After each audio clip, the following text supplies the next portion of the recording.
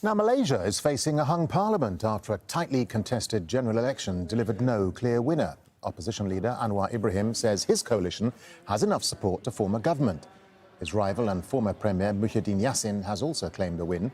The country's been plagued by political instability with 3 prime ministers in the last 4 years. Well, Florence Louis joins us live now from Kuala Lumpur. Florence, so with no clear majority, who's likely to form a new government then?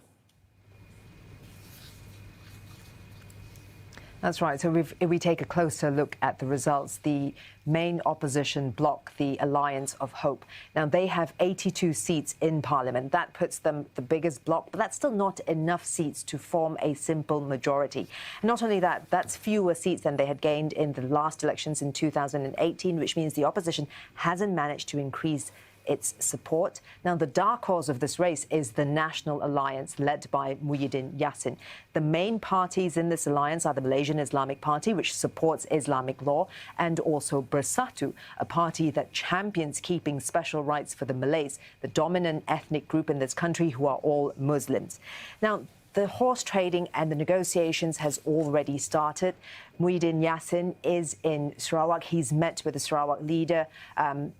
So the parties that are based in the Borneo states of Sabah and Sarawak, they've long been considered junior parties in past coalitions, but they are now in a position to play kingmaker. And as the results stand, the 2 strongest contenders to form the next government are Anwar Ibrahim, the leader of the opposition, and Muhyiddin Yassin, a former prime minister who leads the National Alliance. But really, it depends on, the negotiations which are taking place at the moment. And away from the horse trading, Florence, what are the main issues that voters have been concerned about in the run-up to the election? So according to surveys that were conducted before the elections and also according to people we had spoken to on the day of the polls, the economy and corruption were the 2 biggest concerns. Many people also talked about political stability. And the country has been plagued by political instability with, 3 prime ministers in the past 4 years, 2 administrations collapsing because of infighting.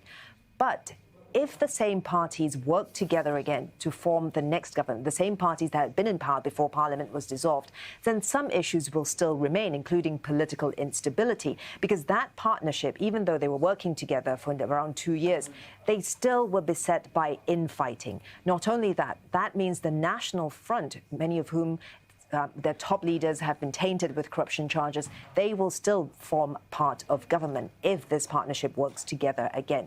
Now, one more thing to bear in mind is, looking at the results, the Malaysian Islamic Party has managed to make strong gains. They've managed to double the number of seats that they got in the last election. And this also largely means that Malaysians voted along racial and religious lines. And that means that in this multicultural country, the divisions between race and religion will largely remain.